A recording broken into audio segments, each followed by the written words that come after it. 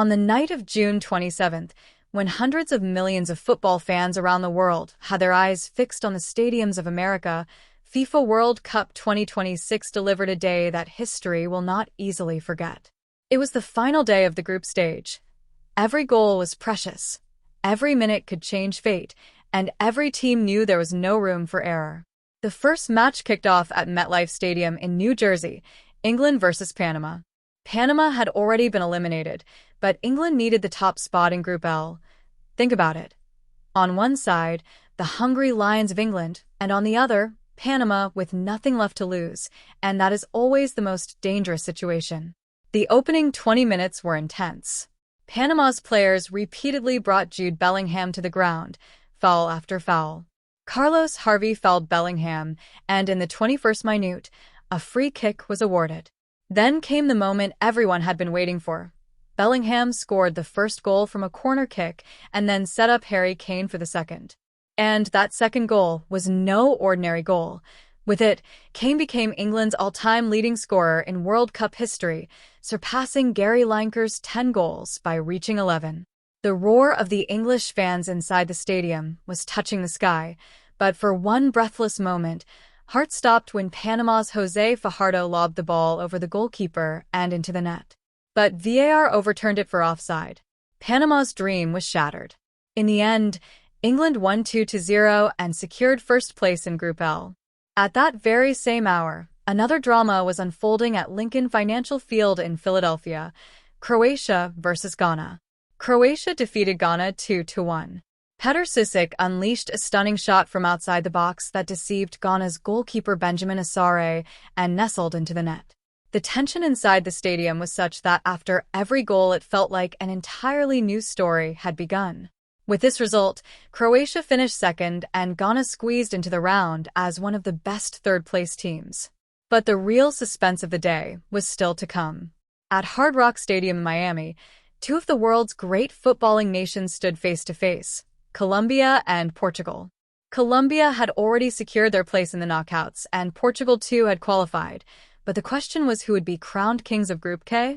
Cristiano Ronaldo was on the pitch, carrying the magic of what could be his last World Cup, and millions of eyes were locked on him. Could he deliver his team to first place? The match ended 0-0, a draw that guaranteed both teams passage to the next round, but Colombia were crowned Group K champions while Portugal finished second. The disappointment of Ronaldo's fans was impossible to hide.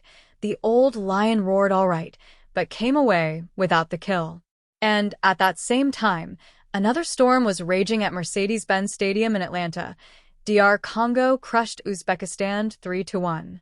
Wissa scored for Congo, and by eliminating Uzbekistan, Congo managed to claim a spot among the best third-place teams. This was a team nobody had taken seriously, but on the pitch, they stunned everyone. As the night deepened, another time bomb was ticking at AT&T Stadium in Texas, Jordan versus Argentina. Lionel Messi, the man God made to play football, stepped onto the grass for the 6th time in a World Cup, in what could be his last. For Jordan, this was a dream opportunity. Could they write history? And simultaneously, Algeria and Austria were locked in battle in Kansas City.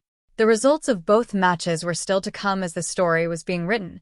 The Group J table was still hanging in the air. This was June 27th, the day football proved it is not merely a sport. It is an emotion, a story, a breath that the entire world takes together. With every goal, someone's dream was fulfilled, someone's was broken, and the wait for the knockout rounds of World Cup 2026 to begin had already begun. The real battle, the real suspense, of the next stage is still yet to come. Where we left the story, the real drama of the night was just about to begin.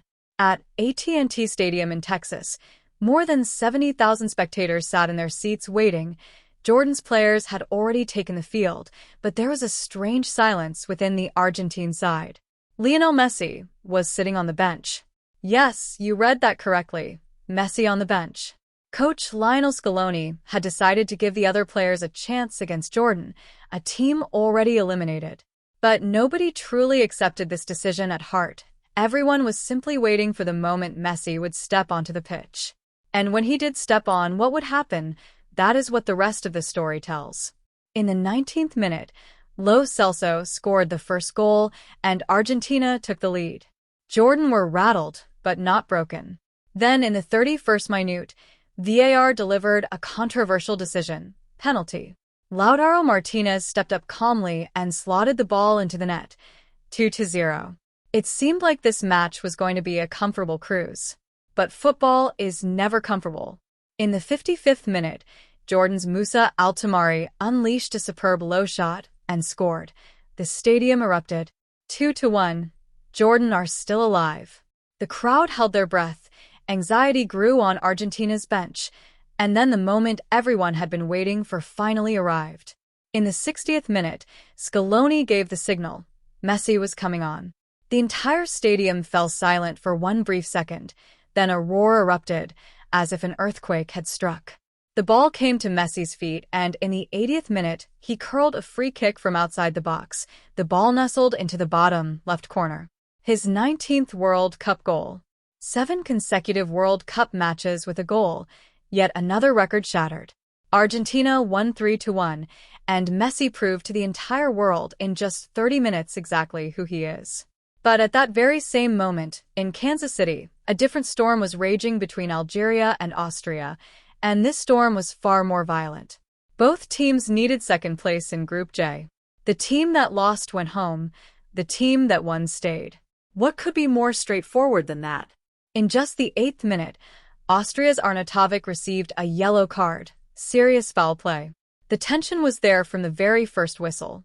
Then in the 28th minute, Arnautovic himself scored to put Austria ahead, assisted by David Alaba. Austria were delighted, but Algeria's Riyad Mahrez wore a look that said this was far from over.